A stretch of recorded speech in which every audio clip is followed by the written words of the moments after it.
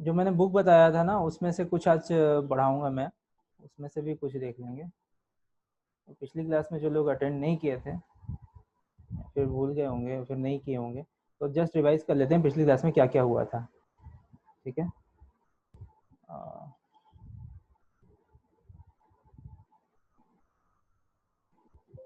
ठीक है। तो ये कुछ रेफरेंस बुक वगैरह मैंने बताया हुआ था, सिलेबस के बारे में बताया था। और सिलेबस के बारे में तो इसमें हम लोग का सिलेबस था, उसमें बहुत इजी सिलेबस है, कोई ज़्यादा पैनिक होने की ज़रूरत नहीं है। आप लोग जैसे चाहो वैसे, जितना जल्दी, अगर जल्दी चाहते हो तो जल्दी भी कंप्लीट हो जाएगा, और अगर वेट करके भी चाह रहे हो या फिर, क्योंकि मेरे पास मैक्सिमम टू मैक्सिमम मेरे को 20 डेज लगने वाले हैं। 20 आवर्स की क्लास अगर मैं ले लेता हूँ अच्छे से तो कंप्लीट हो जाएगा। और न्यूमेरिकल की बात करें तो न्यूमेरिकल इसमें कुछ कुछ टॉपिक में ही है, न्यूमेरिकल्स कुछ कुछ टॉपिक में ही है, तो मैं आपको बता दूंगा, है ना। और ऐसा यूनिवर्सिटी एग्जाम में मेरे ख्याल से कोई न्यूमेरिकल नहीं पूछेंगे वो लोग, बट कुछ कुछ है कहीं कहीं पे, तो वो मैं बता दूंगा। ठीक है। तो हम लोग स्टार्ट कर रहे थे basic medical instruments, basic medical instrument system, इसमें से ये वाला चैप्टर हम लोग स्टार्ट कर रहे हैं। तो बायो पोटेंशियल आज, पहले पहले इससे पहले मैंने ये वाला टॉपिक खत्म कराया था, आज नेक्स्ट टॉपिक है बायो पोटेंशियल एंड इलेक्ट्रोस, इसके बारे में पढ़ाऊंगा। पहले मैंने बेसिक इंट्रोडक्शन दिया था, इंस्ट्रूमेंटेशन क्या होता है, biomedical instrument, what are the biomedical instrument, क्या क्या सिग्नल्स होते हैं, बायोमेडिकल सिग्नल्स क्या क्या होते हैं, तो उसके बारे में थोड़ा सा इंट्रोडक्शन दिया था। आज हम लोग बायो पोटेंशियल के बारे में डील करेंगे। तो ये सिलेबस है हम लोग का, और नेक्स्ट जैसे जैसे बढ़ते जाएंगे तो हम लोग सिलेबस के बारे में और देखते जाएंगे क्या है। तो रेफरेंस बुक के बारे में मैंने बताया था कि रेफरेंस बुक आपको मैंने टेलीग्राम पे भी एक रेफरेंस बुक दिया हुआ है, वेबस्टर की बुक है ना। एक खांडोपुर की जो बुक है, आर एस खांडोपुर की, तो ये आप लोग को मैंने रेफरेंस में दिया हुआ था, ये वाली बुक, है ना। तो ये आप लोग देख लेना, है ना। जस्ट इंट्रोडक्शन बताया था, इंस्ट्रूमेंटेशन क्या होता है ना। तो ये एक ब्लॉक डायग्राम था। कहीं पे कोई डाउट होगा तो पूछ लेना, पिछली क्लास में जो लोग अटेंड नहीं किए थे वो देखते जाना। इंट्रोडक्शंस के बारे में, बायोमेडिकल इंस्ट्रूमेंटेशन कैसे वर्क करता है, कैसे ये फिजिकली जो सिग्नल्स हो, फिजिकल बॉडी के जो सिग्नल्स होते हैं उसको कैसे ये मतलब कि एक्वायर करते हैं, या फिर ये पूरा प्रोसेस है, ये पूरा दिख रहा होगा, ये पूरा प्रोसेस है ये। मेजर्ड इलेक्ट्रॉनिक इंस्ट्रूमेंट होता है, एक्चुएटर सेंसर्स होते हैं, सिग्नल प्रोसेसिंग होती है, तो व्हाट आर द कंपोनेंट्स, ये सारे सारे, ये जो ब्लॉक डायग्राम है बहुत इंपॉर्टेंट है। इससे के थ्रू आपको समझ में आ जाएगा कि कंपोनेंट्स ऑफ कितने कितने बायोमेडिकल इंस्ट्रूमेंट्स जो हम लोग पढ़ेंगे वो किस लिए यूज होता है। क्योंकि एक ह्यूमन बॉडी में सिग्नल्स को एक्वायर करने के लिए बायोमेडिकल इंस्ट्रूमेंट, सिग्नल्स जैसे मैं बोल रहा हूँ तो कौन कौन से सिग्नल्स हो सकते हैं। एक तो जैसे मैंने बताया था आपको, ईसीजी के बारे में बताया था, इलेक्ट्रोकार्डियोग्राम के बारे में बताया था, है ना। ईईजी के बारे में बताया था, ईएमजी के बारे में बताया था। EEG is called electroencephalogram, EMG is called electro microgram, myogram. ठीक है। तो ऐसे बहुत सारे हम लोग टॉपिक्स अभी डिस्कस करेंगे। तो सबसे पहले जो हम लोग पिछली क्लास में पढ़ रहे थे, तो ये कुछ इन्फॉर्मेशन है, क्लासिफिकेशन है इंस्ट्रूमेंटेशन के, तो ये सारा मैंने करवाया था। Classification of biomedical instrument, research instrumentation क्या होता है ना। क्लासिफिकेशन ऑफ इंस्ट्रूमेंट्स में क्या क्या आएंगे, engineering, indicating, recording, monitoring, data logging, तो ये सारे इंस्ट्रूमेंट्स के बारे में हम लोग पढ़ रहे थे, है ना। तो ये सारा चीज़ था, जस्ट मैं गो थ्रू करते हूँ जल्दी जल्दी। तो एनालाइजिंग इंस्ट्रूमेंट क्या होता है, डेटा लॉगर इंस्ट्रूमेंट क्या होता है, मेडिकल क्लासिफिकेशन, आपको, आप लोग अगर अटेंड नहीं किए होगे तो मैंने यूट्यूब में डाल रखा है, उसमें से जाके देख लेना आप लोग। सप्लीमेंट्री इंस्ट्रूमेंट्स क्या होता है, फंक्शनल इंस्ट्रूमेंट, हार्ट इंस्ट्रूमेंट क्या होता है ना। तो ये सारा चीज़ हम लोग कर रहे थे। मसल इंस्ट्रूमेंट क्या होता है, ये देखो कितने सारे सिग्नल्स हैं, हार्ट इंस्ट्रूमेंट में कितने सारे सिग्नल्स हैं, ईसीजी है, पीस मेकर्स हैं, तो ये सारे सिग्नल्स के बारे में, ये सारा जो इंस्ट्रूमेंट है, ईसीजी एक इंस्ट्रूमेंट होता है, पीस मेकर इंस्ट्रूमेंट होता है, तो ये सारे इंस्ट्रूमेंट्स के बारे में हम लोग को डील करना है। तो जैसे कि हार्ट में केवल ईसीजी है, बाकी सब नहीं है ना। ब्रेन वाले में आपका ब्रेन इंस्ट्रूमेंट्स में कौन कौन सा है, केवल ईजी के बारे में पढ़ना है, मायोग्राम इसके बारे में पढ़ना है, बाकी सब तो नहीं है। और भी कुछ कुछ हैं, ब्लड प्रेशर से रिलेटेड है, इसमें नहीं लिखा है उसको, बॉडी इंस्ट्रूमेंट्स। ठीक है। आज का टॉपिक है बायोइलेक्ट्रिक पोटेंशियल, बायोइलेक्ट्रिक पोटेंशियल, ये सेकेंड सेकेंड टॉपिक है फर्स्ट मिनट का।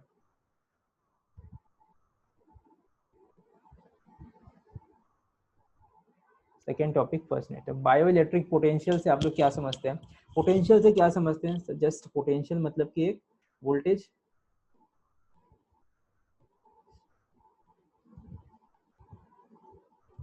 पोटेंशियल दैट मीन्स एक वोल्टेज। वोल्टेज कैसे कैसे होता है आपका, वोल्टेज कैसा होता है, एक मिनट, जस्ट मिनट में, 2 मिनट में।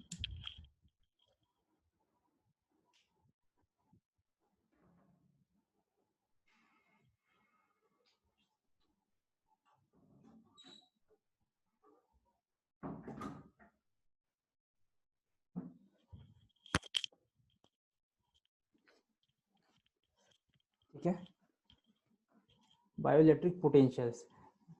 तो बायोइलेक्ट्रिक पोटेंशियल मतलब कि होता है हमारे पास, पोटेंशियल का मतलब हो गया वोल्टेज। वोल्टेज कैसे मेजर करते हैं, है ना, वोल्टेज मेजर करने के लिए एक सेल, सेल समझ, सेल, सेल में रहता है एक पॉजिटिव साइड रहता है, एक निगेटिव साइड रहता है। यहाँ पे हम लोग वोल्ट मीटर लगा के वोल्टेज मेजर करते हैं, है ना। ये एक प्रिंसिपल है सेल्स, है ना। तो ये तो दोनों में क्या होना चाहिए, एक तो पॉजिटिव पोलैरिटी होना चाहिए, दूसरा निगेटिव पोलैरिटी होना चाहिए, तभी जाके हम लोग वोल्टेज मेजर कर पाएंगे। अब बायोइलेक्ट्रिक पोटेंशियल की बात कर रहे हैं, तो अगर मैं इसकी जरूरत क्यों पड़ती है, बायोइलेक्ट्रिक पोटेंशियल की जरूरत क्यों पड़ रही है, कोई बता सकता है कि क्यों हम लोग एक्वायर करना चाह रहे हैं बायोइलेक्ट्रिक पोटेंशियल, या फिर इसके बारे में क्यों पढ़ना चाह रहे हैं। जैसे कि मैं बोल रहा था आप लोग को पहली क्लास में बताया था कि ईसीजी सिग्नल अगर एक्वायर करना है मुझे, ईसीजी सिग्नल, अब सिग्नल मैंने बोल दिया, तो signal is itself in voltage form. कैसे होगा, इन वोल्टेज फॉर्म में होगा, वोल्टेज एंड टाइम, है ना। एक तरफ वोल्टेज का ग्राफ है, इस तरफ वोल्टेज का, एक तरफ टाइम का, है ना, time end voltage. ECG signal बनता कैसे है, ये होता है पी क्यू आर एस, आगे आप देखेंगे पी क्यू आर एस ये सबका मतलब क्या होता है। तो ये इस टाइप का एक सिग्नल होता है, ईसीजी सिग्नल होता है। तो ये कैसे होता है, वोल्टेज के फॉर्म में होता है। तो अब इलेक्ट्रोकार्डियोग्राम मतलब कि ये हार्ट में जो सिग्नल होगा उसको हमको मेजर करना है। तो हार्ट में सिग्नल मेजर करने के लिए कम से कम ये तो होना चाहिए कि हार्ट में कोई वोल्टेज आ रहा होगा, तभी आप सिग्नल मेजर कर रहे हो, है ना। अगर आप, मैं बोल रहा हूँ कि एक वुड में, एक एक वुड में सिग्नल मेजर करो, तो वुड में सिग्नल आएगा क्या, नहीं आएगा, क्योंकि वुड तो वोल्टेज प्रोवाइड नहीं करता है ना। इवन आजकल रिसर्च जो हो रहा है वो, इसमें भी साइंटिस्ट लोग बोल रहे हैं कि वोल्टेज होता है, बिकॉज आजकल अभी भी जैसे रिसर्च चल रहा है, तो उसमें बोलते हैं कि जैसे कि एक प्लांट है ना, प्लांट है, प्लांट में आप ईसीजी लोगे तो उसमें भी रीडिंग आती है। तो वो अलग प्रिंसिपल है, मगर अभी मैं मान के चल रहा हूँ कि एक सिंपल सा प्लास्टिक है, मान लो प्लास्टिक में तो सिग्नल नहीं आएगा, प्लास्टिक तो जस्ट एक नॉन लिविंग बॉडी है। प्लास्टिक कैसा है, नॉन लिविंग बॉडी है, तो इसमें तो सिग्नल एक्वायर नहीं होगा। तो बायोइलेक्ट्रिक सिग्नल एक्वायर किस में होंगे, आपके पास जो लिविंग बॉडी है, लिविंग बॉडी है, जैसे कि हम लोग का जो हार्ट है, हार्ट जो लिविंग बॉडी, तो इसमें सिग्नल एक्वायर करने के लिए हम लोग को बायोइलेक्ट्रिक पोटेंशियल के बारे में पता होना चाहिए कि पोटेंशियल आता कैसे है ना। किसी भी, अब ह्यूमन जो है, एक ह्यूमन का जो बॉडी है वो किससे किससे मिलके बना हुआ है, ह्यूमन का बॉडी में सबसे बेसिक स्ट्रक्चर क्या होता है, सेल, है ना। तो सेल में ही अगर पोटेंशियल डेवलप हो रहा है, सेल में ही अगर किसी वजह से पोटेंशियल डेवलप हो रहा है और हम लोग उसको मेजर कर रहे हैं, मेजर कर पा रहे हैं, तो वो क्या हो जाएगा, एक एक रीडिंग जो देगा वो क्या हो जाएगा, एक बायो मेडिकल सिग्नल हो जाएगा, है ना। तो इस तरह से समझ में आया बायोइलेक्ट्रिक पोटेंशियल। आगे मैं डील कर रहा हूँ, और कुछ कुछ इंट्रोडक्शन वाला पॉइंट है, देख लो आप लोग। Bioelectric potential for various function body generates their own monitoring signal, which, यही मैं बोल रहा था कि बॉडी जो जनरेट करता है मॉनिटरिंग के लिए, monitoring signal which contain some useful information, है ना। ये कौन जनरेट करता है, बॉडी जनरेट करता है, और कौन बायो इलेक्ट्रिक पोटेंशियल कहाँ से जनरेट हो रहा है, फॉर वेरियस फंक्शंस। जैसे कुछ कुछ बॉडी के फंक्शन है, जैसे कि आप मसल्स मूव कर रहे हैं, मसल्स मूव कर रहे हैं, तो वहां से भी कोई सिग्नल जनरेट हो रहा है। आपकी हार्ट, हार्ट की ब्रीदिंग हो रही है, हार्ट जो पंप कर रहा है, वहां से भी सिग्नल जनरेट हो रहा है ना। और जैसे कि आपका हो गया ब्रेन, ब्रेन की एक्टिविटी हो रही है बाय न्यूरॉन्स, है ना, तो वहां से भी सिग्नल जनरेट हो रहा है। तो इस तरह से सिग्नल जनरेट हो सकते हैं। This signals are bioelectric potential associated with nerve condition, brain activity, heart beats. ये भी मैं बोल रहा था कि नर्व कंडीशन हो सकता है, या तो ब्रेन एक्टिविटी हो सकती है, हार्ट बीट हो सकते हैं, या मसल एक्टिविटी हो सकती है। इस तरह से सिग्नल्स होते हैं, इस तरह का इन्फॉर्मेशन आपको मिल जाएगा। अब इसका यूज क्या होता है, यूज कैसे करेंगे हम लोग इसको, हार्ट का सिग्नल लेके कोई क्या कर सकता है बताइए। हार्ट में जो भी बीमारी होती है, वो सब के मतलब जो भी डिसीज हो रहा है हार्ट में, उसके बारे में हम लोग पता लगा सकते हैं बाय यूजिंग दिस सिग्नल्स। समझ में आ रहा है, क्योंकि नॉर्मल जो ह्यूमन रहता है, और जो एक इन्फेक्टेड ह्यूमन है जिसको कुछ डिसीज हो गया है, उसके हार्ट के सिग्नल में डिफ्रेंशिएशन होता है। इसी डिफ्रेंशिएशन को हम लोग क्लासीफाई करके उसको पता लगाते हैं कि क्या बीमारी है। ठीक है। It is an ionic voltage, it is ये जो वोल्टेज जो पोटेंशियल होता है, it is an ionic voltage and its produce by certain electrochemical activity by special type of cell transducer and convert इस आयोनिक इलेक्ट्रिक वोल्टेज। ठीक है, ये सब ठीक है। फर्स्ट टाइम कौन इसको मेजर किया था? फर्स्ट टाइम, ये देखो हिस्ट्री का पॉइंट ऑफ व्यू है, इटालियन प्रोफेसर ये 1786 में claim that found the electricity muscle of frog's leg. Frog के लेग में ये बोल रहे थे कि फ्रॉक के लेग बस में यहाँ पे होने वाला था, एक मिनट, ठीक है। इन ह्यूमन जो पता चला वो 1903 मतलब 1903 में डच फिजिशियन विल, ये जो नाम है विलियम जो भी है, इन्होंने पता लगाया था। Development of semiconductor electronic the research made easy, है ना। अब जैसे ही सेमीकंडक्टर इलेक्ट्रॉनिक्स जैसे ही आया इसमें, तो रिसर्च क्या हो गया, काफ़ी इजी हो गया। मतलब कि अगर मैं बोलूँ कि एक वॉच पहनने से, खाली एक वॉच पहनने से मेरे इस इलेक्ट्रोकार्डियोग्राफ या फिर ईसीजी मेजर हो जा रहा है, तो that means it's very easy. हम जल्दी जल्दी उसको रिसर्च के पर्पज के लिए यूज़ कर सकते हैं, है ना। रेस्टिंग एंड एक्सटेंड पोटेंशियल, तो देखो होता क्या है, एक मिनट में बताता हूँ आपको, ध्यान से सुनना, बहुत इंपॉर्टेंट चीज़ है ये। देखो एक सेल है, जहाँ पे भी नहीं समझ में आएगा बताना मुझे। ये एक सेल है मेरे पास, दिस इज अ सेल, एक सेल है ना। कहीं का भी सेल हो सकता है आपके बॉडी का, मैं बोल रहा हूँ कि एक नर्वस सिस्टम का कोई सेल है, ये एक सेल है, ये मेरे पास नर्वस सिस्टम का सेल है। तो सेल में क्या रहता है, एक सेल है ये इस तरह का मेरे पास सेल है, ये यहाँ पे कोई फ्लूइड भरा होगा, इस तरफ में कोई फ्लूइड भरा होगा, है ना। वो क्या फ्लूइड है, वो उसके बारे में हमको नहीं पढ़ना है। इसके अंदर में भी कोई फ्लूइड भरा होगा, इसके अंदर में भी फ्लूइड भरा होगा कोई, है ना। ये एक सेल है, इसके अंदर बॉडी बॉडी में एक सेल क्या रहता है, ऐसे तैरता रहता है ना, फ्लोटिंग पोजीशन में तैरता रह रहा है। तो यहाँ पे ये बाहर में भी कोई फ्लूइड है ना, यहाँ पे भी कोई फ्लूइड है, और एक इसके अंदर में भी है, इसके अंदर में भी है। तो क्या होता है, ये इस जो मेम्ब्रेन को बोलते हैं सेमी परमेबल मेम्ब्रेन।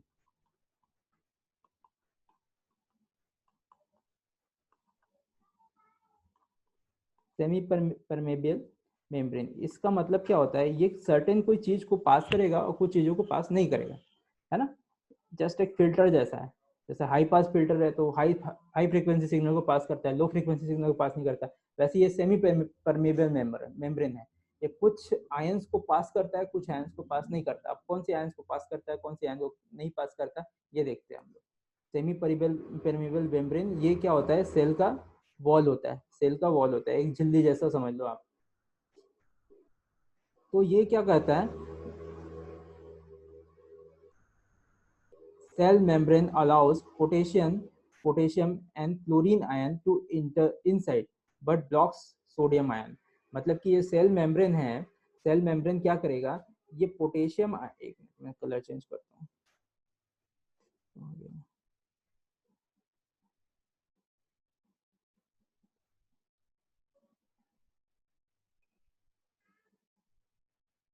ये सेल मेम्ब्रेन है, वो पोटेशियम आयन और क्लोरीन आयन को इनसाइड अलाउ कर रहा है। बट यहाँ पे जो सोडियम आयन है, सोडियम आयन यहाँ पे जो तैर रहे हैं, इधर सब सोडियम आयन तैर रहे हैं, यहाँ पे सोडियम आयन तैर रहे हैं, उसको ये ब्लॉक कर दे रहा है, उसको नहीं जाने दे रहा, अंदर नहीं जाने दे रहा है, अंदर नहीं जाने दे रहा, अंदर यहाँ पे नहीं जाने दे रहा है सोडियम आयन को, है ना। बट पोटेशियम और क्लोरीन आयन को क्या कर रहा है, ये इनसाइड अलाउ कर रहा है। ठीक है, यहाँ तक समझ में आया किसी को कोई डाउट है तो बोलो, बहुत इंपॉर्टेंट चीज़ है, क्योंकि ये नहीं समझ में आएगा तो आगे का चीज़ थोड़ा दिक्कत होगा, इसको समझना बहुत जरूरी है ना। तो मैं क्या बोल रहा हूँ, एक सेल है। अब सेल में क्या रहता है, सेमी परमेबल मेम्ब्रेन होता है। सेमी परमेबल मेम्ब्रेन क्या कर रहा है, semi permeable membrane allow us potassium ion को अलाउ कर रहा है, क्लोरीन माइनस आयन जो भी क्लोराइड आयन बोलते हैं, क्लोराइड आयन को अब क्या कर रहा है, इसको इनसाइड अलाउ कर रहा है, बट सोडियम आयन को इनसाइड अलाउ नहीं कर रहा है। ठीक है, तो इससे क्या होता है, because of that more sodium ion are outside and chlorine and potassium ion inside. इससे क्या होगा कि सोडियम आयन यहाँ पे आ जाएंगे, यहाँ पे बहुत सारे सोडियम आयन आ जाएंगे बाहर की तरफ, और अंदर की तरफ क्या हो जाएंगे, पोटेशियम और क्लोराइड आयन चले जाएंगे। तो इससे क्या होगा, इससे क्या होगा इस तरह से, नेक्स्ट स्लाइड जस्ट, इससे होगा क्या, इससे देखो पोटेंशियल डेवलप होने वाला है, ठीक है। देखो तो इसमें क्या होगा, जैसे कि ये जो सेल मेम्ब्रेन्स हैं, यहाँ पे सोडियम आयन आ गए, यहाँ पे बहुत सारे सोडियम आयन आ गए हम लोग पास, जो सेल के बाहर वॉल पे यहाँ पे सोडियम आयन यहाँ पे एग्जिस्ट कर रहे हैं, और अंदर पे क्या कर रहे हैं, पोटेशियम आयन और क्लोराइड माइनस आयन। तो इससे क्या हो रहा है कि बाहर का जो सरफेस है वो कैसा हो गया, पॉजिटिव चार्ज वाला हो गया, और अंदर वाला कैसा हो गया, निगेटिव चार्ज वाला हो गया, है ना। इसको क्या बोल रहे हैं, इसको पोलराइज्ड विथ, इसको बोलते हैं, इसको जो जो और जो पोटेंशियल यहाँ पे डेवलप होगी उसको बोलते हैं हम लोग रेस्टिंग पोटेंशियल।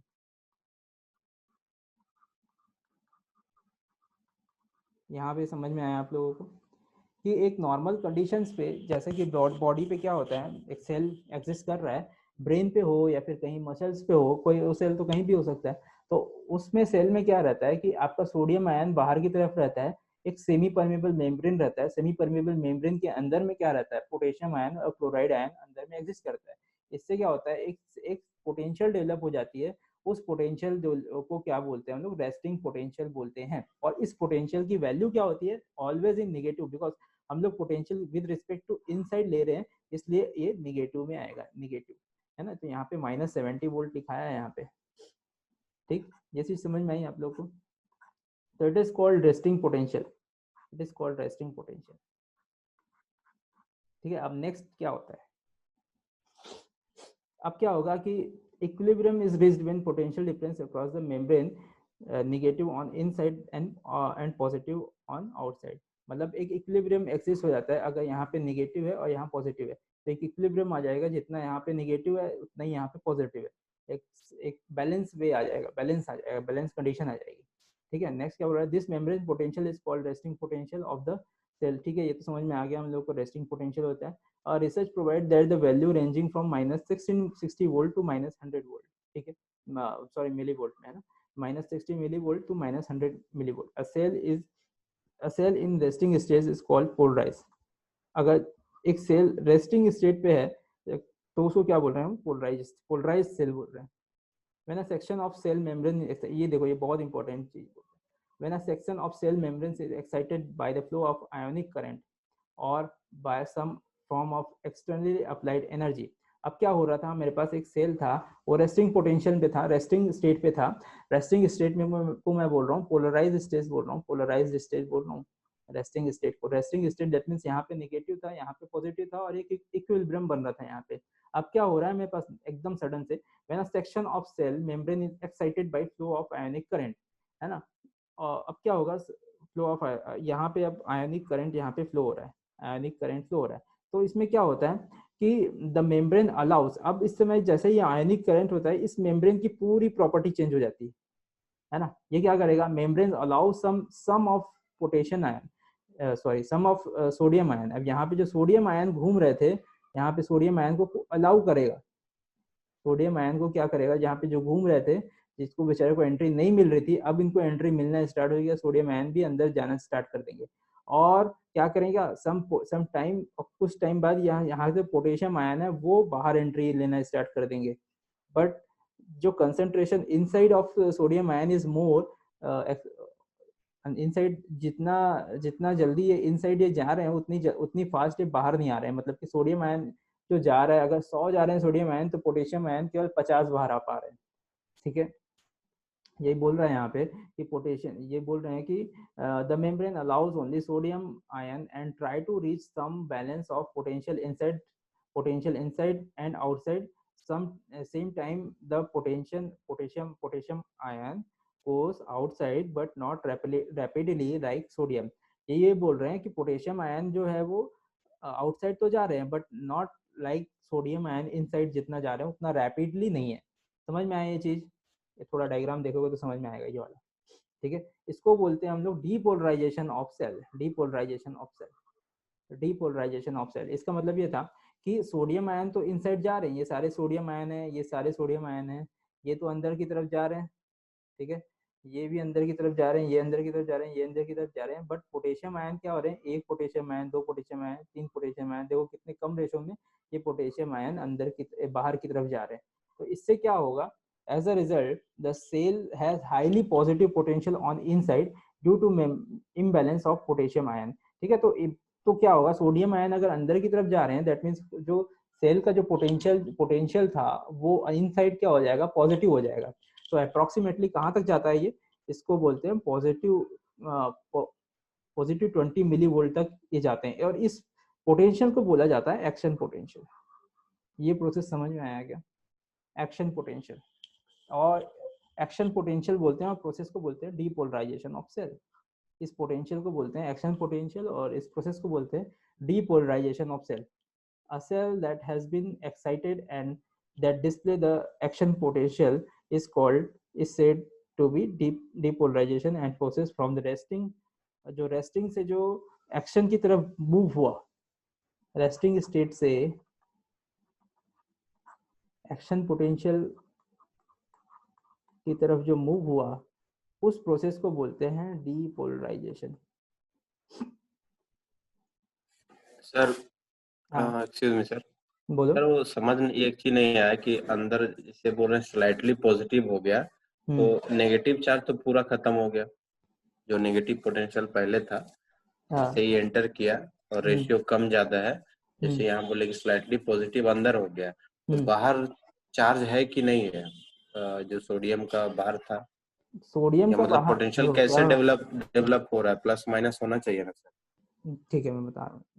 देखो क्या बोल रहे हो आप कि यहाँ पे सोडियम आयन था वो अगर अंदर चला गया, यही मैं बोल रहा था, यहाँ पे जो सोडियम आयन था जो फ्लोट हो रहा था वो अंदर की तरफ चला गया, और यहाँ से जो पोटेशियम आयन था वो बाहर की तरफ आया, है ना। तो यहाँ पे 100 अगर सोडियम आयन अंदर की तरफ गया तो यहाँ पे कितना ही आया, यहाँ पे 2 या 3 ही आया, मतलब 30 आया मान लो, समझ लो।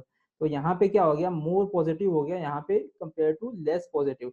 तो लेस पॉजिटिव हो गया, दैट मीन्स ये मोर पॉजिटिव हो गया, तो पोटेंशियल यहाँ पे क्या हो गया मेरे पास, यहाँ पे +20 मिली वोल्ट के अराउंड यहाँ पे डेवलप हो गया, ठीक है।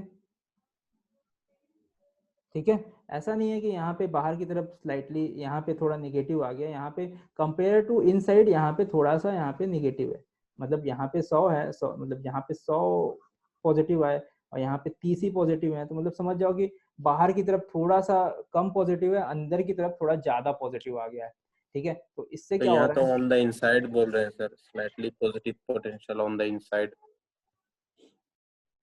हाँ तो स्लाइटली पॉजिटिव पोटेंशियल हो रहा है ना इनसाइड में, ऑन द इनसाइड बोल रहे तब तो बाहर बोलना था ना, slightly positive potential on as a outside as result compare to as a inside. result cell has slightly positive potential on inside due to imbalance, यही तो बोल रहा है ना। अंदर ज्यादा होना चाहिए हाँ ना, अंदर, वही तो, हाँ अंदर ही ज्यादा है, अंदर ज्यादा है बाहर की और तुलना में, बाहर कम है एज कंपेयर। बाहर की तुलना में।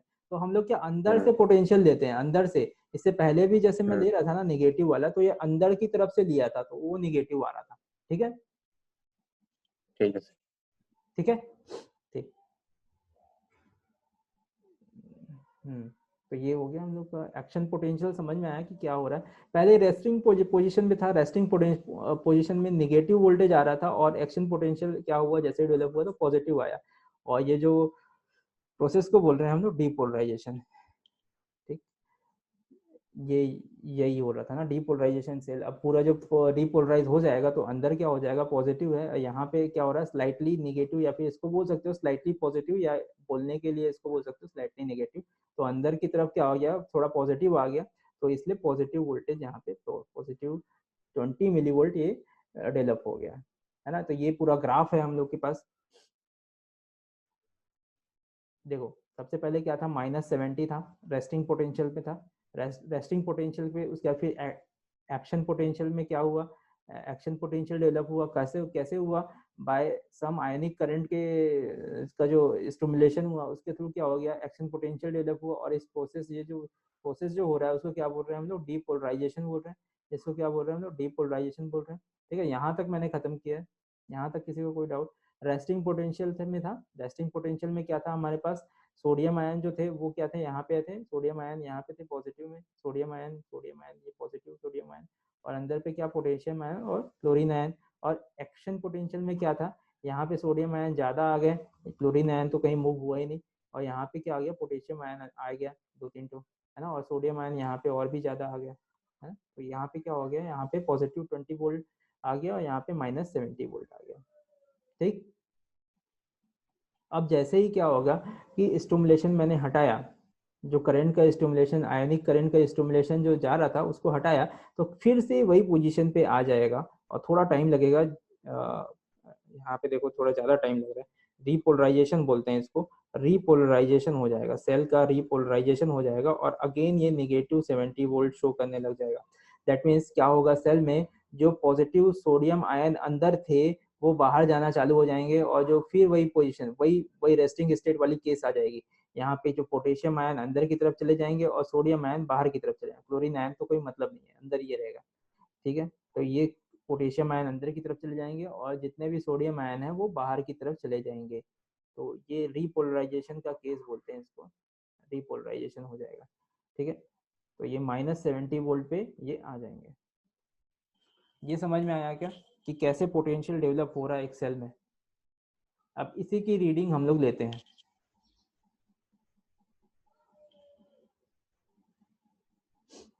ठीक है, ये कुछ पॉइंट है। The time scale depend on the cell producing the potential. Time scale पे डिपेंड करते हैं, मतलब कितना टाइम ले रहे हैं। यही मैं बता रहा था कि यहाँ पे ज़्यादा टाइम ले रहे हैं और यहाँ पे कम टाइम पे ये हो गया, डिपोलराइज हो गया। रीपोलराइजेशन का ज़्यादा टाइम लग रहा है ना। The nerve and muscle cell repolarization occur as spikes around 1 millisecond total duration. Heart muscle cell 130 150 से 130 मिलीसेकेंड लेता है ना। Nerve and muscle cell repolarization कितना टाइम लेता है हमारे पास, नर्व एंड मसल सेल का रिपोलराइजेशन होता है हमारे पास 1 मिलीसेकेंड का। और हार्ट के जो मसल सेल होते हैं उस पर क्या होता है 150 से। ये एकदम फैक्ट वाले पॉइंट हैं, इसको देखो, याद रख सकते हो। 150 से 300, इसमें कोई समझना नहीं है। regardless of method by which cell is excited or the intensity of stimulus, the action potential is always the same for given cell। मतलब कि कोई भी स्टिमुलेशन दे दो आपके पास, एक्शन पोटेंशियल क्या होगा, एक सेम वैल्यू पे ही होगा। This is all known as all or nothing law. This is known as all or nothing law. नहीं, कोई इंपॉर्टेंट नहीं है all or nothing law. The small period of time where the cell cannot respond to any new stimulus is known as absolute refractory period, है ना, for last for 1 millisecond in nerve cell।